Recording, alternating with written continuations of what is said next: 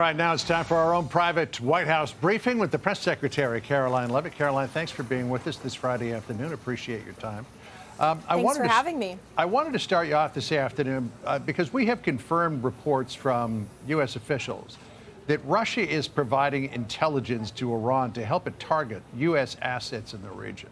I'm sure this is something that does not please the president whatsoever. Has he spoken to Putin about it? Well, look, I'll leave that to the president to answer himself. But what I will tell you, John, we don't comment on intelligence reports that are leaked to the press. Whether or not this happened, frankly, it does not really matter because President Trump and the United States military are absolutely decimating the rogue Iranian terrorist regime. We are now on day 6 of Operation Epic Fury. The United States military has impressively established dominance and air superiority over the skies of Iran. We have sunk and destroyed more than 30 of their Navy ships. And of course, the goals of this operation have been laid out and very clear. Completely annihilate Iran's Navy, which again, we are well on our way to doing. Their Navy has now been deemed combat ineffective. Secondly, take out their ballistic missile weaponry arsenal capacity, which we are very much doing. In fact, their retaliatory ballistic missile strikes against the United States and our allies in the region have decreased 90% just over the course of the last 6 days. And of course, the overall mission in this operation is to ensure that Iran can never again possess a nuclear weapon. That was the real imminent threat that was posed by Iran to the United States and our personnel in the region. And President Trump and the United States military are focused on tackling this threat every single day. Karoline, welcome to you. Thanks for joining us this afternoon. So as the president demands this unconditional surrender from Iran, there is major movement in the U.S. energy markets. Crude oil right now is spiking. It's up 14%, topping $90 a barrel. In fact, right now it's at $92 a barrel. You've seen a drop in the U.S. stock market. Can you share with us the concerns the president may have, especially as gas prices are now, let's see, they're back up to $3.32 a gallon after dropping to $2.90 just 1 month ago, Karoline? Well, rest assured to your audience and to the American people, this is long something that President Trump, his Energy Secretary Chris Wright, his Treasury Secretary Scott Bessent have thought about and have been planning for and have already announced action in response to. Let me just walk you through the president's thinking on this. We have to focus on the short term and the temporary goals of Operation Epic Fury to obliterate the Iranian regime will be a very good thing for the energy and oil markets and for oil prices across the globe in the long term, when you no longer have a terrorist regime that is restricting the free flow of energy through the Strait of Hormuz and to the rest of the world. So that's number one. Number two, the president has also announced some tangible actions over the course of the last few days. First, to provide political risk insurance to cargo vessels in the region.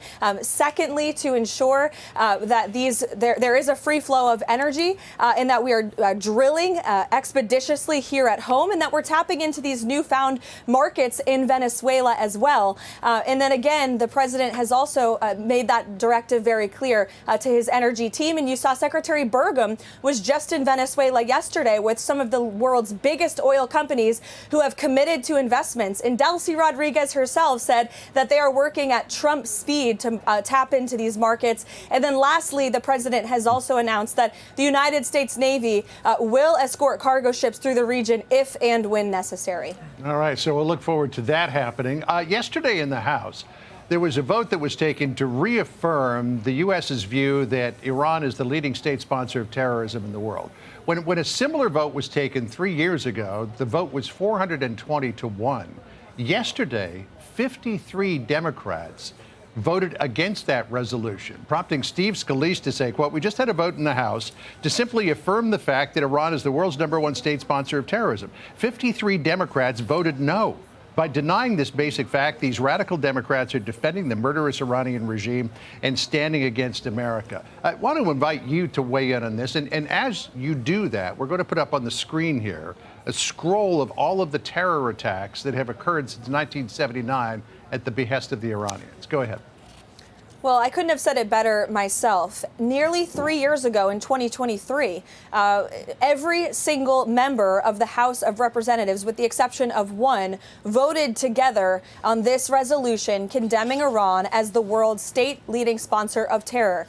This is not just long-standing bipartisan policy of the United States, but nearly every single country on the planet, especially Western countries, have agreed with this basic premise. And now in 2026, you have Democrats on Capitol Hill who have been so debilitated by their derangement and their hatred for the man in the Oval Office right now that they cannot even condemn the world's leading state sponsor of terror. Why? Because they are trying desperately to try to undermine President Trump's essential action that he took to protect the United States of America, to protect our bases and our troops in the Middle East, and to ultimately ensure a more safe and prosperous world, not just in the Middle East, but across the entire globe as well. And that's just 53 Democrats who have lost their minds. But if you look at Capitol Hill overwhelmingly across the board, and if you look abroad to countries around the world, the NATO Secretary General, even our partners in the Gulf and our Arab partners in the region, commending and thanking President Trump for finally having the courage to do what so many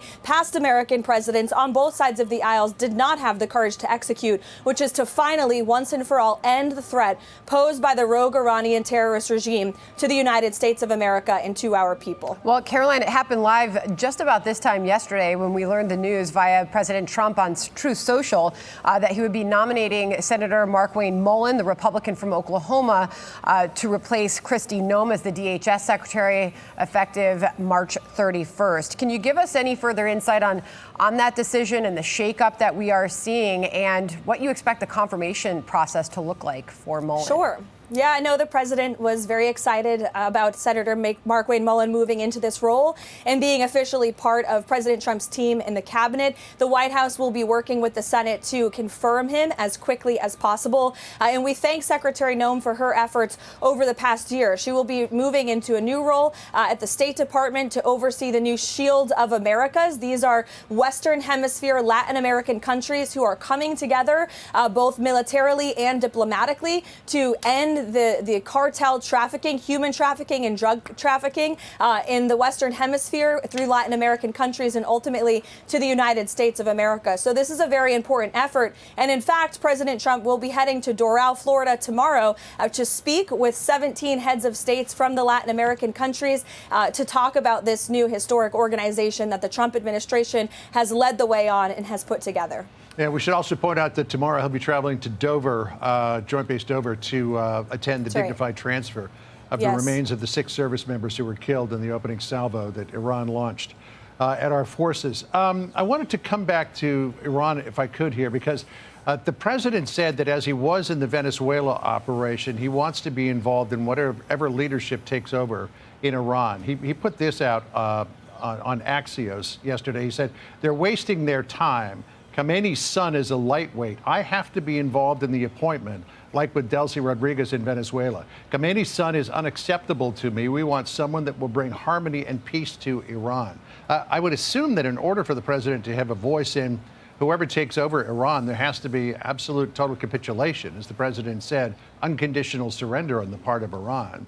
I mean, they're not a regime that's been known to offer unconditional surrender. Does he think he can get that done? Well, what President Trump means when he says unconditional surrender is when he, as commander-in-chief of the United States military and the leader of the free world, determines that Iran can no longer pose a threat to the United States of America and to our troops and our personnel in the Middle East. That is, again, the ultimate goal of Operation Epic Fury, to annihilate their Navy, to take out their ballistic missile threat, which we have largely done in the course of just 6 days, and then, of course, to ensure they can never obtain a nuclear weapon, to significantly weaken their proxies in the region that have killed and maimed hundreds of Americans throughout the years. We've seen the Houthis and Hezbollah have hardly put up a fight over the past 6 days. So we're already well on our way to achieving the objectives of Operation Epic Fury. And when the president determines that Iran no longer poses that threat, that's when that unconditional surrender will take place. As for the next leader of Iran, the president has said, of course, it's in the best interest of the United States to have a leader that is no longer chanting death to America, that is no longer conspiring behind our backs and lying to the American people and to our government about proliferating a nuclear weapon, which Iran has been doing for decades. It's unacceptable to the president. That's why he decided to launch this operation, and that's his goal, and it will continue to be moving forward. Karoline, we appreciate the private briefing. Will we be seeing and hearing from the president anytime this afternoon then? Yes, you will. You'll see him at 4 o'clock this afternoon. He's hosting a college sports roundtable here at the White House with coaches and athletic experts from across the country. The president wants to save college sports. He signed an executive order on this topic last year. I know it's very important to him and to so many athletes across the country to fix the broken system. So you'll be hearing from him at that roundtable at 4 o'clock in the East Room here at the White House. Great. We'll have a preview of that coming up on this show in just a little bit. Karoline, appreciate your time today. Thank you very much. We look forward to that. Thanks, Karoline. Have a good weekend. Thanks, guys. Be sure to like and subscribe for all the Fox News latest on YouTube and catch full shows streaming now on Fox One.